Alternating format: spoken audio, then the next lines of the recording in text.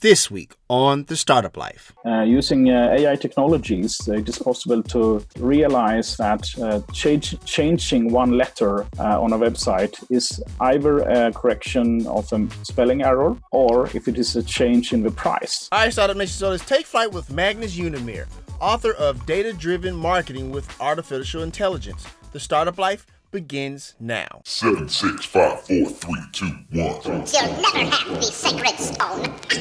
Oh, this you crazy mother.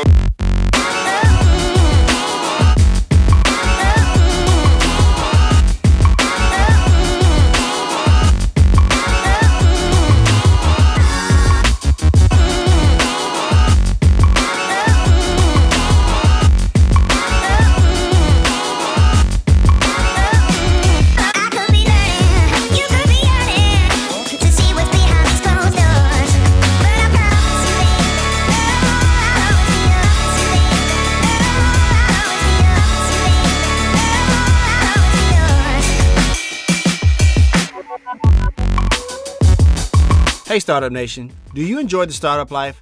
Now you can let the world know with gear from the show. Choose from the Label Yourself, Make Your Own Luck, and Making Money t-shirts to tell your story of your path of entrepreneurship. Click the link in the show notes to purchase. All right, Startup Nation, so I hope you're ready to receive some value today. We got a special guest all the way from Sweden today, Magnus Unemyr. How's it going, Magnus? Quite fine, and thank you very much for inviting me today. Awesome stuff, man. Awesome stuff. Are you ready to pour some knowledge in the Startup Nation today? Yes. Awesome stuff. So this is Dominic Lawson of the Startup Life Podcast, brought to you by the Binge Podcast Network. So first things first, Magnus, tell us your story on your path to entrepreneurship and tell us how you got into what you do now. So the story actually started probably 30 years ago when I was helping my parents in their family business when I was a teenager. I got to manage their marketing and, as it turned out, internet marketing, which was still in its early years at that time, in the 1990s. Awesome. I created the first web shop in 1999, which was pretty early, I would say. Then I went on to have a professional career in the international software industry. I was working in marketing or international marketing for over 20 years. And the last 15 years, I was the co-owner and co-founder of a software company, acting the vice president of sales and marketing, building a distributor network in 50 countries and some other interesting stuff. But then I left that company about 1.5 years ago and started my new company, which is a solo entrepreneur business or a personal brand business, if you like. So I spend my time now helping companies automate their sales and marketing processes using something called marketing automation, which is a fairly advanced type of internet marketing where software robots can automate the sales process such that we can harvest leads from a website and we can nurture them automatically towards the purchase with a kind of virtual sales guy that handholds or nurture the leads automatically using software robots. Gotcha. Thank you for sharing that. So let me ask you this, where did that fascination from like software and tech come from? Were you introduced to it as a child? Was it like a parent or mentor? Where does that come from? So my dad was an engineer when I was a kid, but I was always interested in computers as a teenager. So I actually went to the engineering university and studied software development and electronics design. And I worked for over 2 decades in the software industry, so I had a very strong interest in advanced software, even though I was working in marketing most of the time. So I have one leg in the software development industry and one leg in marketing. And now that I work with marketing automation, that's kind of a combination of both, because it's about using software technologies to improve the marketing results. Gotcha. Thank you for sharing that. So you really did get like the best of both worlds in that regard. So that's kind of cool. Yeah, it combines my two major interests, really. So if I can use advanced software to improve the business results for my customers, then I'm very happy and I get to work with the two things I like most. For sure. Thank you for sharing that. So, let me ask you this, man, because, you're sought out all over the world as a thought leader for your knowledge on AI, marketing, Internet of Things, and, more as because you've spoken in quite a few countries, Japan, South Korea, Taiwan, and all over Europe and here in the United States. So, Yes. Magnus, let me ask you this, man. What's the number one thing, people want you to discuss when they ask you to come speak at their seminars, conferences, or even when you give consultations? What's the number one thing they always ask you about? So I think it varies over the years. Nowadays, I'm mostly talking about marketing with artificial intelligence because it's a very hot subject, and it's a subject where not very many people know too much about it, because the people who know AI knows nothing about marketing, and the marketing guys just doesn't understand AI mostly. So I'm one of the relatively few people who have been specializing in marketing with AI. So that is a topic I'm usually invited to make speeches about these days. Okay. In terms of customers, they are usually a little bit more down to earth still, and they usually want marketing automation logic to be put in place on their website to automate their sales and marketing processes, basically to improve the lead generation and to automate the lead nurturing of those leads. So it's a little bit different dependent on when in the history we talk about and what kind of customers we talk about right now. Gotcha. Thank you for sharing that. And I think, what you provide for Startup Nation is, a look into, a lot of to what's to come, right? Like maybe they're not at that place right now in their business. Like, we kind of talked a little bit off air about like, for the enterprise level, but I think it's important for them to kind of see the things that's kind of coming down the pipeline. Startup Nation, we always talk about the entrepreneurial mindset and always talking about, not necessarily always just being stuck on the present, but also focusing on things to come, trying to anticipate, certain things in your industry, which can also, in this case, when we talk to Magnus, talking about anticipating those needs that maybe customers' needs, or maybe anticipating, what the new marketing may look like. So, Magnus, I definitely appreciate that for sure. I want to ask you this, man, because you've written, 5 books, which is crazy, right? So just to name some of those books: Turn Your Knowledge and Skills into a Profitable Online Business, Mastering Online Marketing, and your latest book, Data-Driven Marketing with Artificial Intelligence, Harness the Power of Predictive Marketing and Machine Learning. So, I want to dive into your latest book in just a second, but there are a few people in Startup Nation who are considering writing books for themselves, right? Can you share any knowledge or experience on your process of writing a book and stuff like that? Absolutely. So my books are published on Amazon, which is fairly easy. Basically, you write the book, you have someone to edit it, and you have someone to design the cover art, and then you just upload it. Well, you create an account with Amazon Direct Publishing, KDP, and then you upload the book.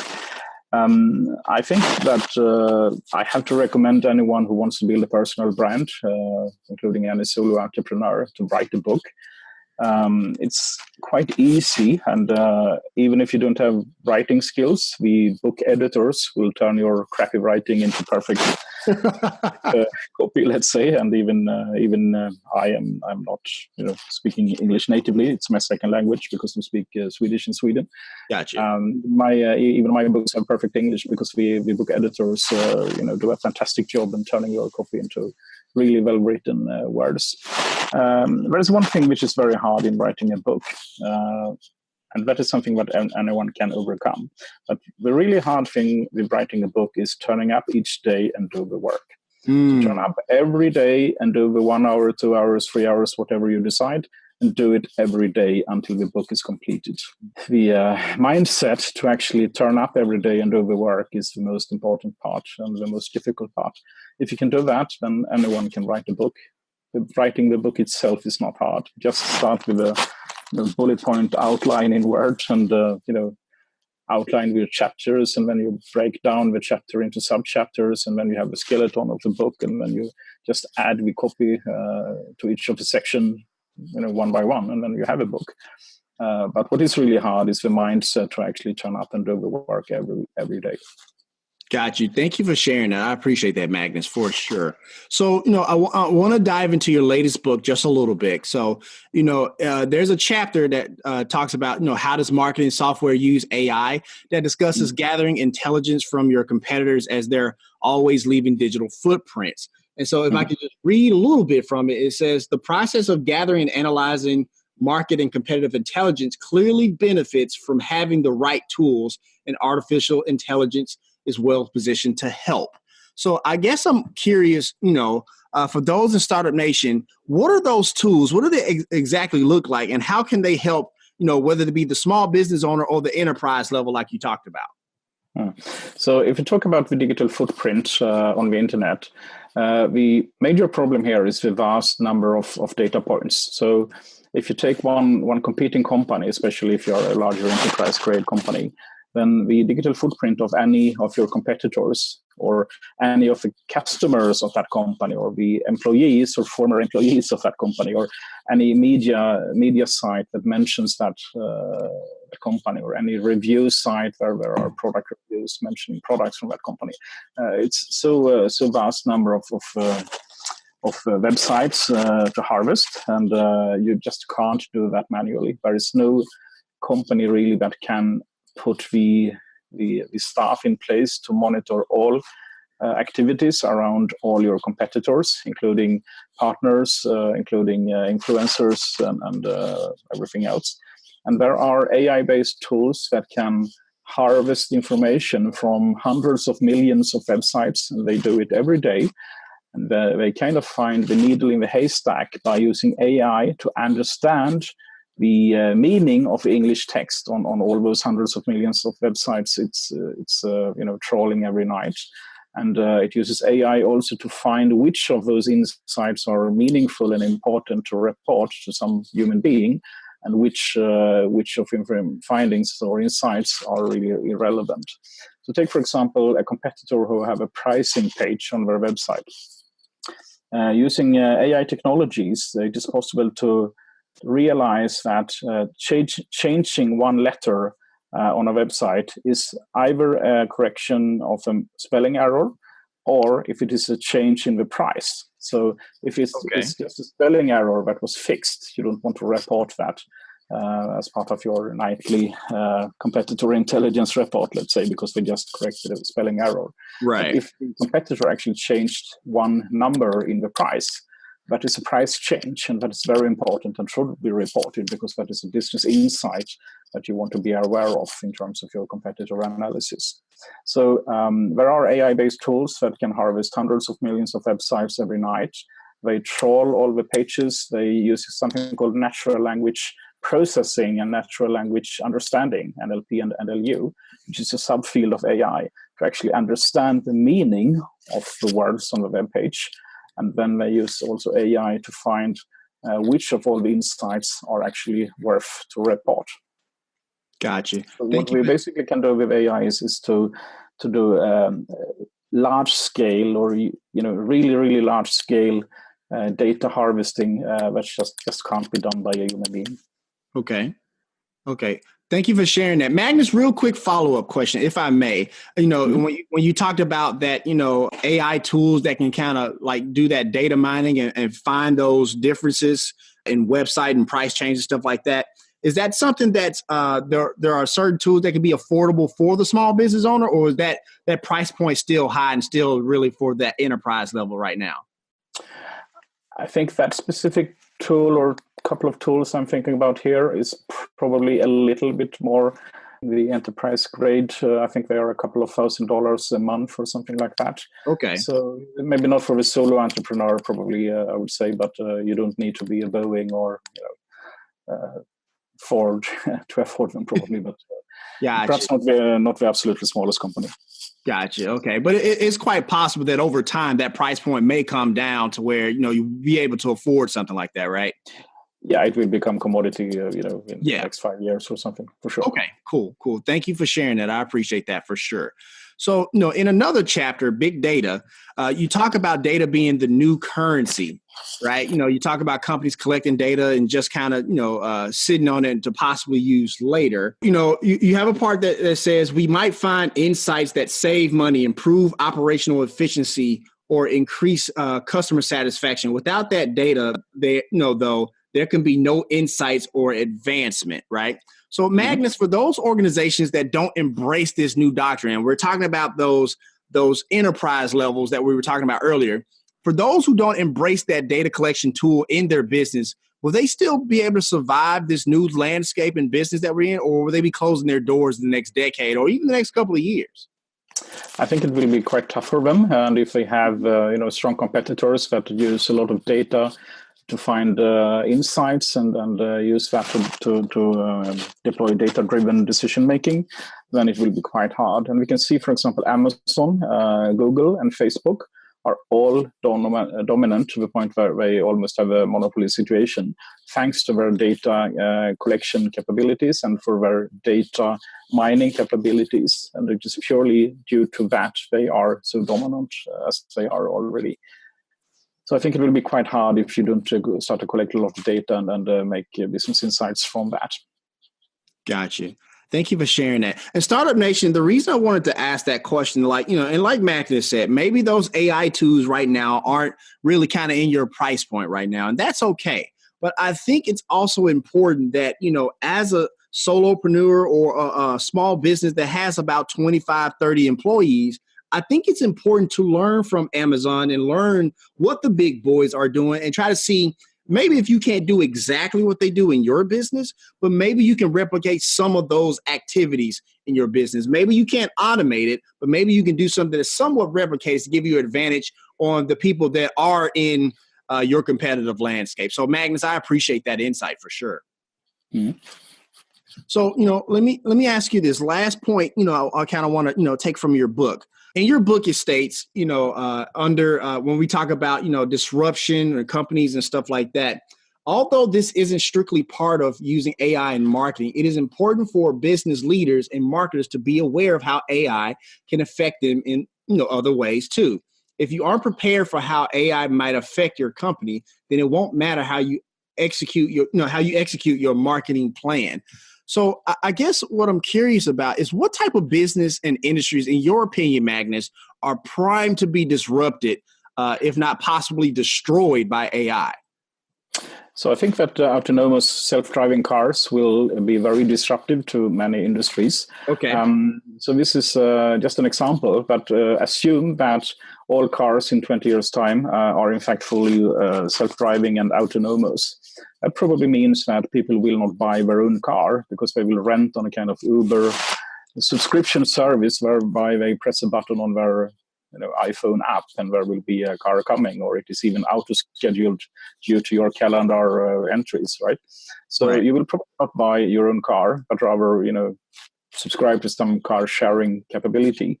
Therefore, the need for new cars in the world may be reduced by 75 or 80% or something, which of course means that the majority of the car manufacturers will be put out of business because there will not be such large production volumes anymore. Okay.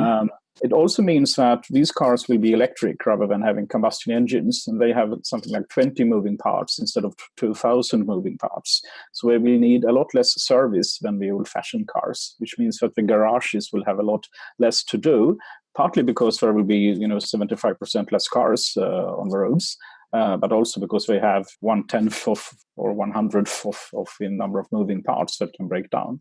Right. But also, if you have moving self-driving cars, you don't need to have police that patrol the highway for speeding, for example. Okay. So they will be redundant because self-driving cars will not drive too fast. They will not park in illegal locations. So there's no need for parking control people. Oh, wow. And therefore, the factory that produces uniforms to police and the parking control guys have nothing to sell. As do the software company that does software solutions for the police department, for example. Additionally, since there are 75% or something like that less cars being manufactured, that means that the machine manufacturers that create machines for car manufacturing plants have less to do. There is a lot less, iron or metallic or aluminium that goes into the cars. So the steelworks and the mines will have a lot less, products to sell to the car industry, and it will be very disruptive down the manufacturing chain or the supply chain to a level I think most companies haven't considered. For example, I don't think that companies manufacturing machines for welding robots or milling machines for metallic production, I don't think they have considered that the autonomous self-driving cars may put their company out of business, but that may well happen. Gotcha. Thank you for sharing that. And I think one of the compelling points that you made, is that not only will this disruption with AI happen with, like businesses and stuff like that, but you're saying it can go a step further with like government and law enforcement. I always thinking about like, business, but I never thought of it that deeply. So I appreciate that answer for sure. I think that the US government already uses AI to predict where and when a crime will be committed. For sure. If I remember correct, there are AI solutions deployed in California to start with, where they predict where violent crime will happen, and that is called predictive policing.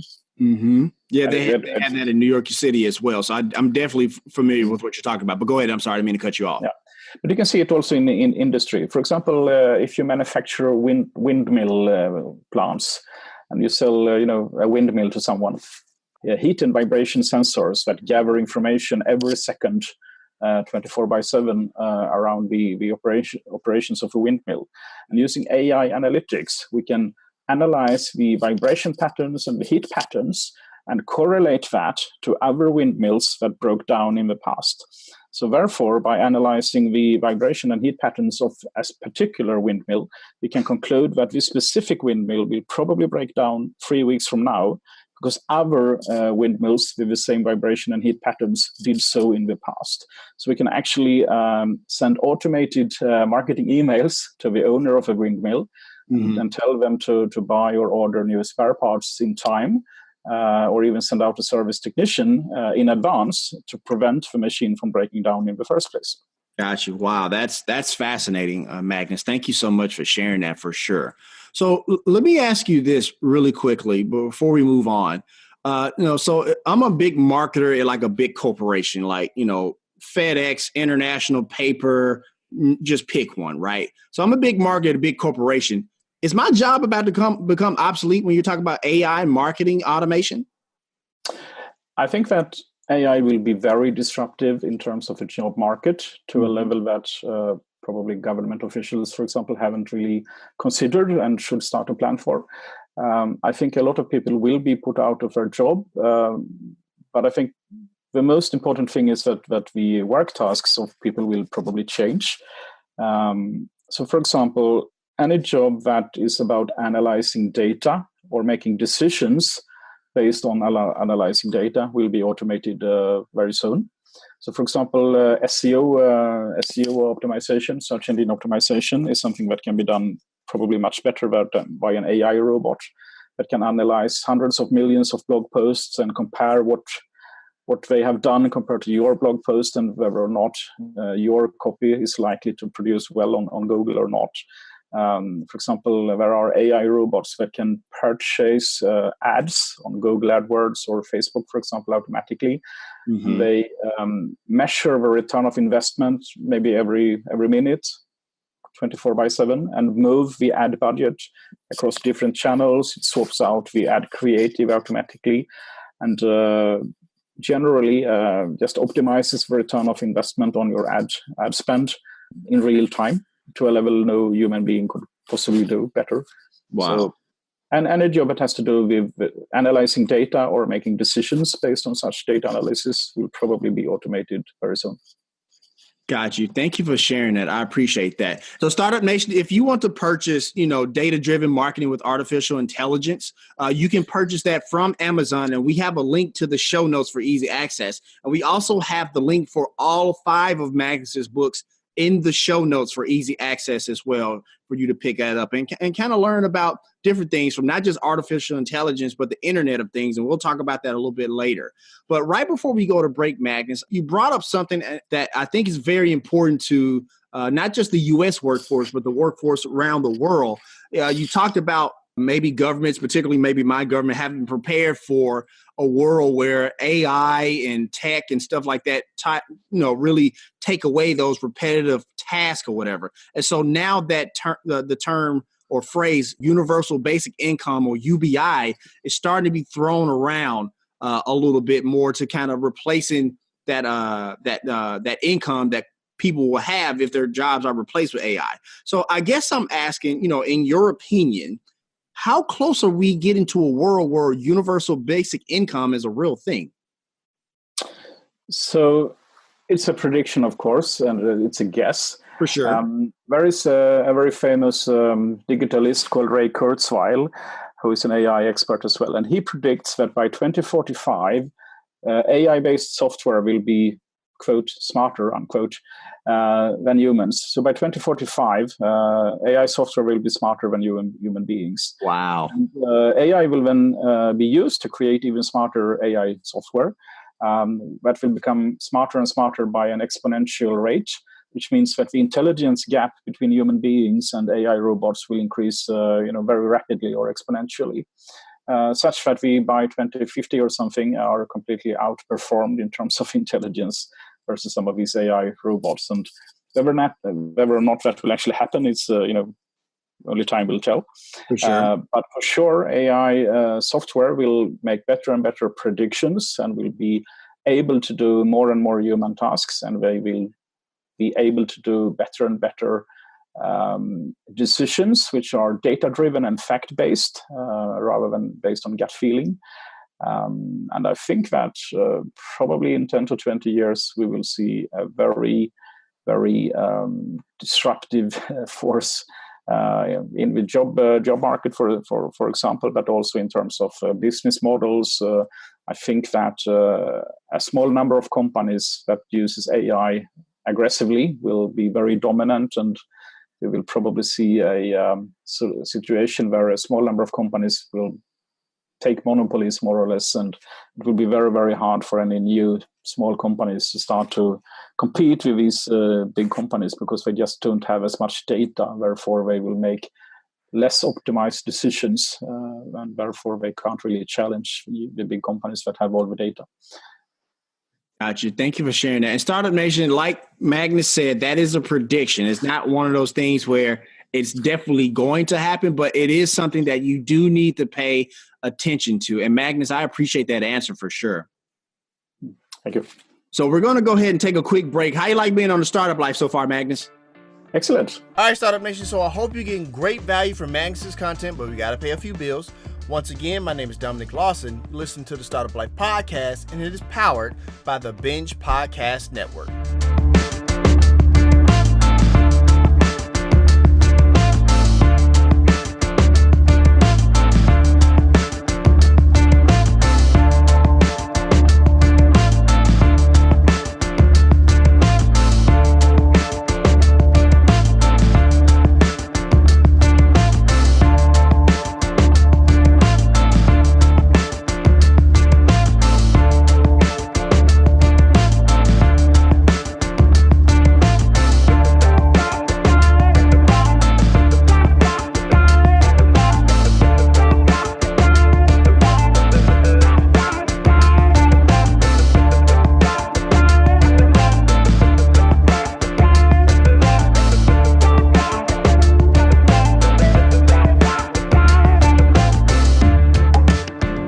Hey business owner, the Startup Life reach is growing. Wouldn't you like your business to grow with it? Reach out to us to advertise on the Startup Life. You can reach us at 901-857-4818, or you can email me at dominic@askalsolutions.com.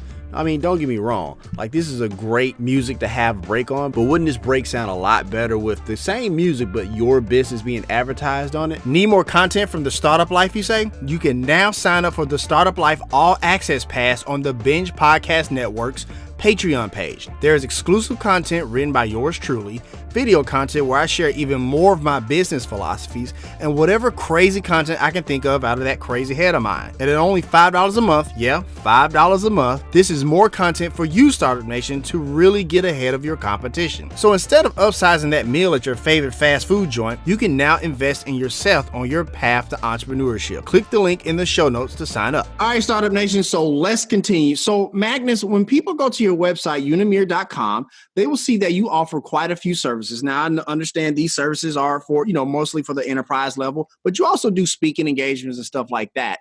But, explain to, Startup Nation what those services look like and what kind of value people will be getting. So I actually work with quite a few small and medium-sized companies as well. Okay. So I work with marketing automation, and I help companies introduce marketing automation in their business, or install it behind their website, let's say.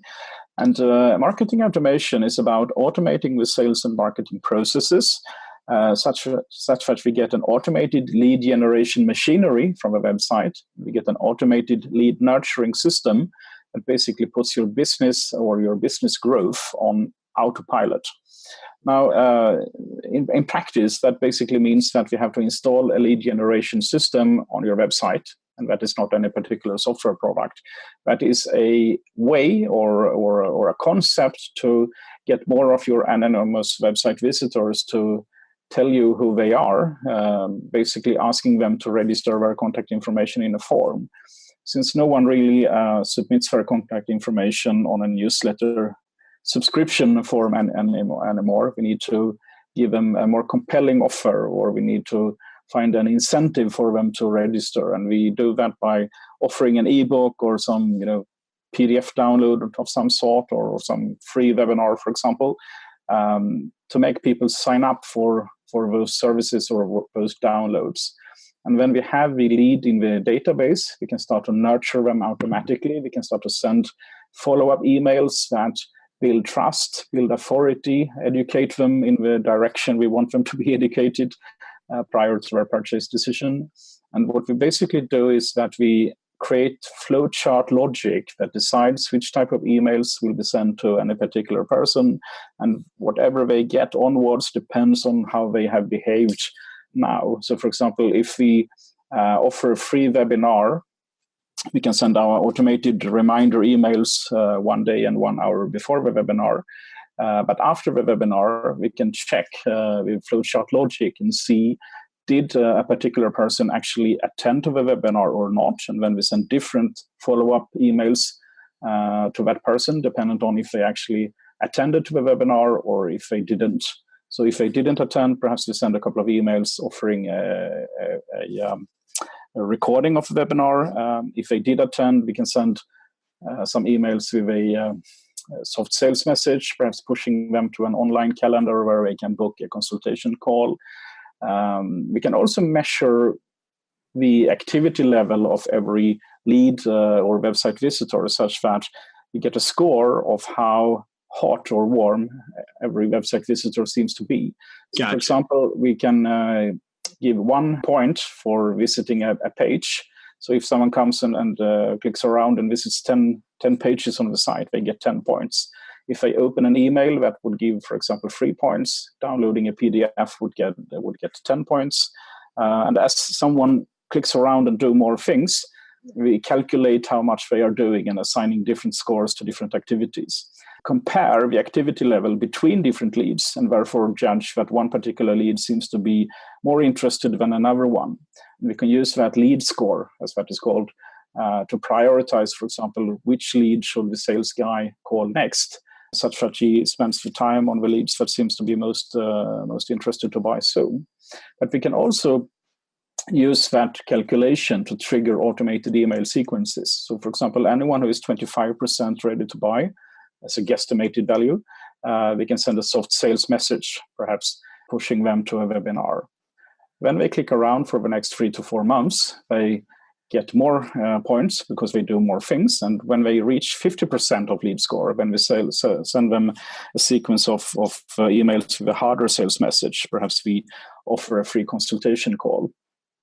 Whenever that person do more things and reach the lead score level of 75%, and we don't do anything with that person, rather we send an email to the sales guy and tell the sales guy that this lead now has the activity level or the lead score of 75%. So please, Mr. Sales Guy, call this lead tomorrow and follow up, because we think he's quite close to buy now. So we can design automated follow-up logic by creating flowcharts where we listen to what everyone does on the website, and we can respond and change the behavior dependent on the digital footprint of anyone. So that is basically to automate the sales process, and we do that by creating flowchart logic, and this is called to create sales funnels. We can also install tripwire on the website. So, for example, if someone comes to the pricing page, we can detect that. and then send one or two nurturing emails to that person, maybe after 3 days, because we don't want to send email at the very same second they come to the pricing page, because that would be creepy. So we detect that someone visits the pricing page, we wait 2 days, and then we send a sequence of 3 follow-up emails that tries to push that person over the fence and then buy, for example. So marketing automation is about creating automated systems that convert our anonymous website visitors into leads and then nurture those leads automatically to the point when they are ready to buy.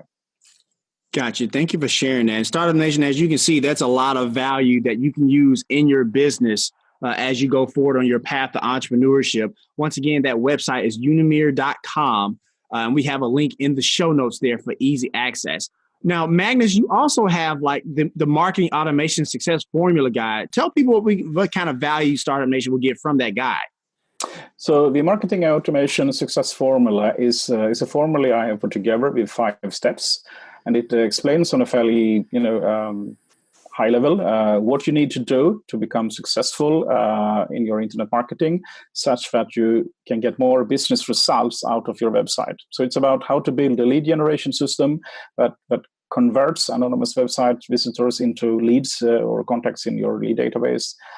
It explains how you could automate your sales processes to nurture those leads automatically for weeks or months. Even if they never come back to the website again, we can still contact them using email, for example, and nurture them for months. It also explains how we can install Tripwire and become data-driven, such that we can trigger more follow-up sequences dependent on what people do on the website, for example. And it also explains the value of integrating other IT systems with your marketing automation system.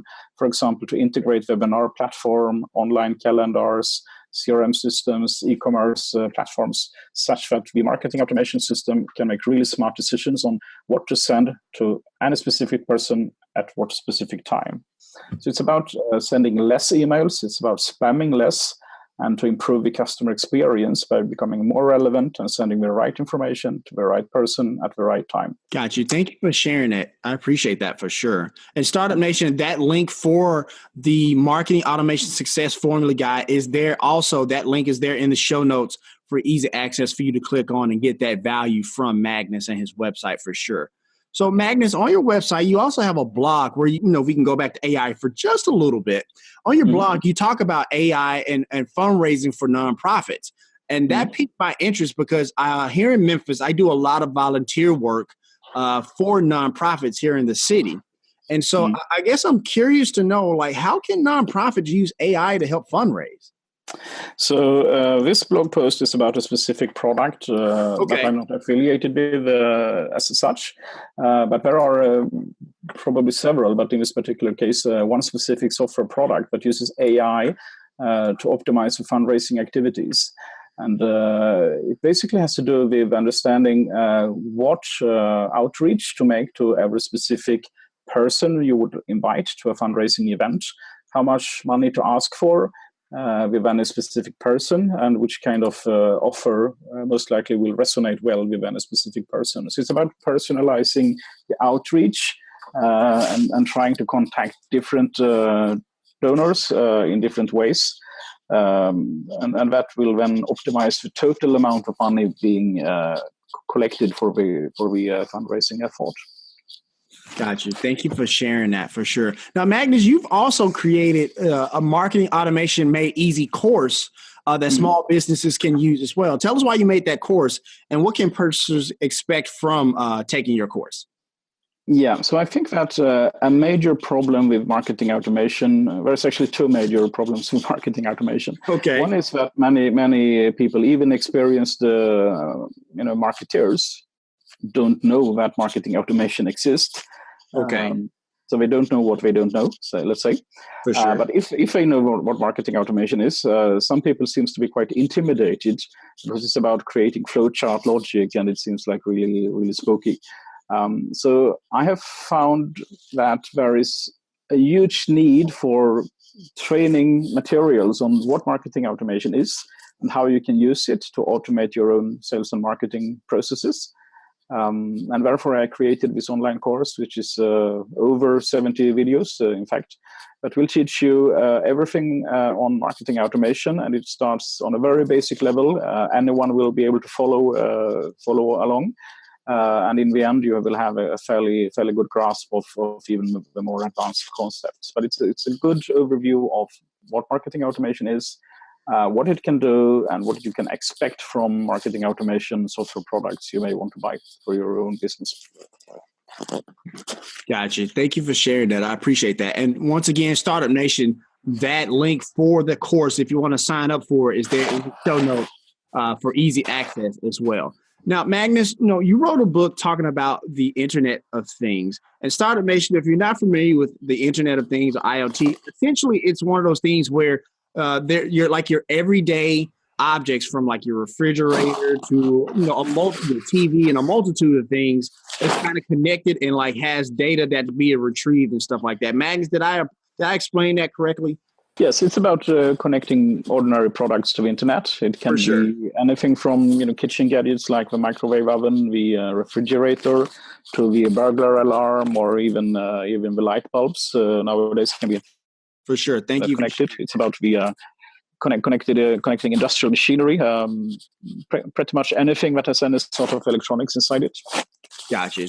Yeah, and so I wanted to kind of have that definition before I ask my next question. But I want to share a short story.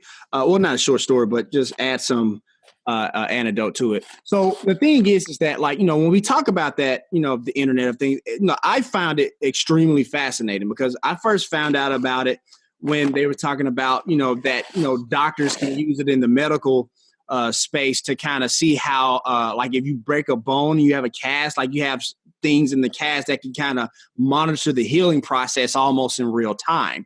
And I actually have, from my time in the Army, I developed a heart condition. So I have an ICD, or a pacemaker, if you will. And so I know it's connected to a device that sends that information to where I don't have to go to the doctor. It sends the information to the doctor so they can see, how my heart is doing and monitoring and stuff like that.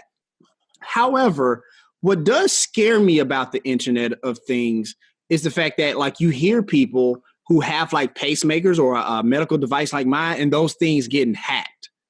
Right. And so I guess what I'm curious about, and just, kind of your opinion, is there an ethical limit for how far-reaching technology should go? Yes and no. I think the ethical limit is maybe not so much related to the ethical limit by itself, but rather because of the security problems related to Internet of Things and other Internet-connected stuff.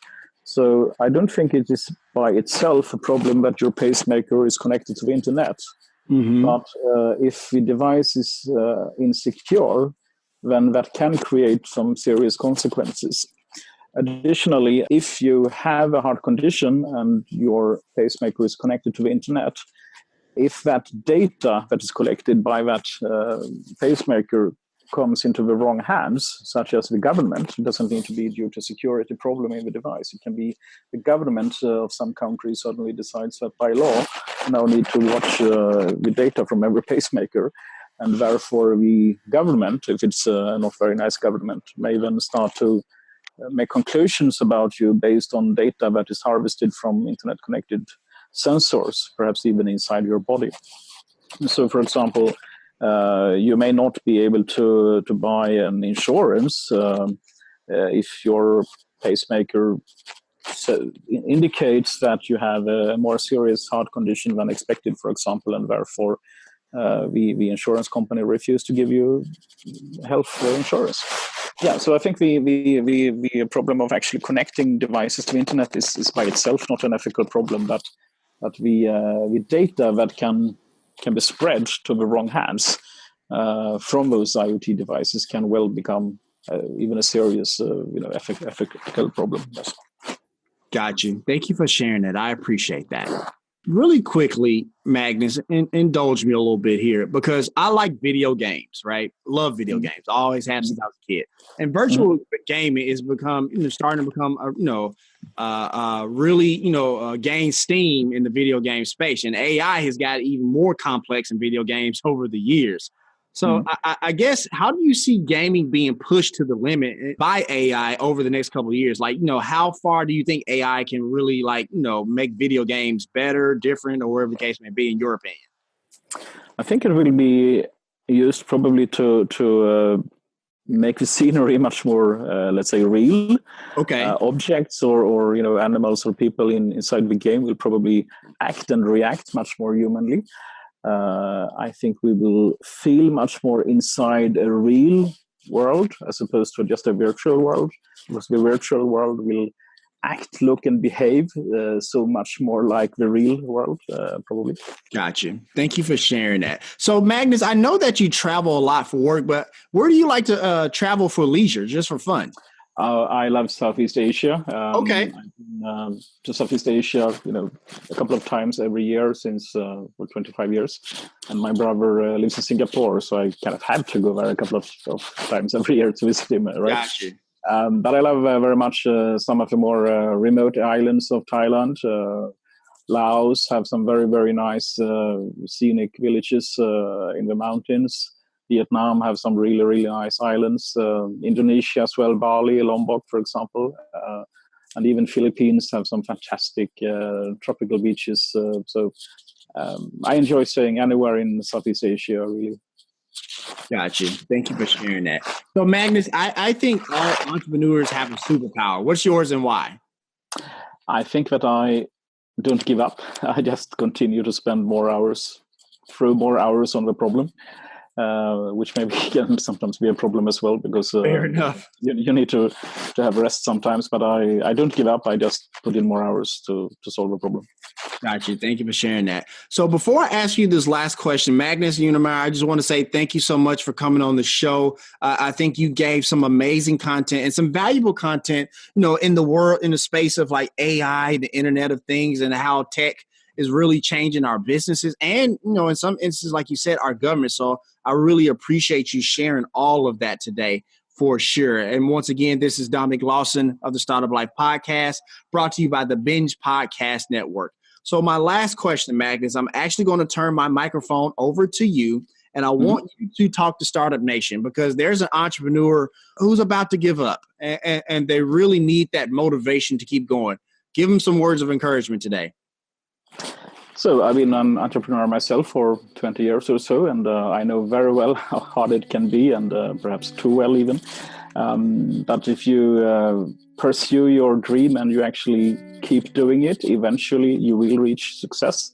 You may have to pivot once or even twice, but there will be no success without the pain first. I hear that. Thank you for sharing that. And that's going to wrap up this session of the Startup Life. Did you enjoy being on the show, Magnus? Very much so. And thank you so much for inviting me as well. No worries. No worries. All right, Startup Nation. So here's my final take. When it comes to Magnus Unemyr and what he brought to the Startup Life today, I think of two things. One is, don't be afraid to find that one thing that you're good at and really drive that point home. Startup Nation, a lot of times as entrepreneurs, we try to do multiple things, and sometimes we have to do multiple things. But, Magnus is a thought leader and a go-to person when it comes to artificial intelligence, and he owns that. The second thing is, Startup Nation, that look, just because you can't afford something like Magnus's services and stuff like that does not mean you can't at least learn about artificial intelligence or things that are coming down the pipeline, because just because you can't afford it now doesn't mean you can't afford it later. And when you can't afford it later, that means you're already in the know on how to use artificial intelligence or anything else for that matter and really propel your business forward. If you want to let us know what you think about the show, have an idea for a show topic, or like to advertise on our show, please send us a message on the Startup Life Podcast Facebook page. And while you are there, like and follow our page as well. It's a way for us to engage with you, Startup Nation, and really grow our community. The link is here in the show notes. Subscribe to the show, as it can now be heard on Apple Podcasts, Google Play, Stitcher Radio, Spotify, or whatever your favorite platform to get your podcast on. If you are listening on Apple Podcasts and you find our content valuable, please give us a 5-star rating, as it will help us climb the charts and help more people find our show. Also, don't forget to sign up for the Startup Life All Access Pass to get exclusive content. This is exclusively on the Binge Podcast Network's Patreon page. And hey, if you have an idea, be about that life. The Startup Life. I could be there, you could be out here.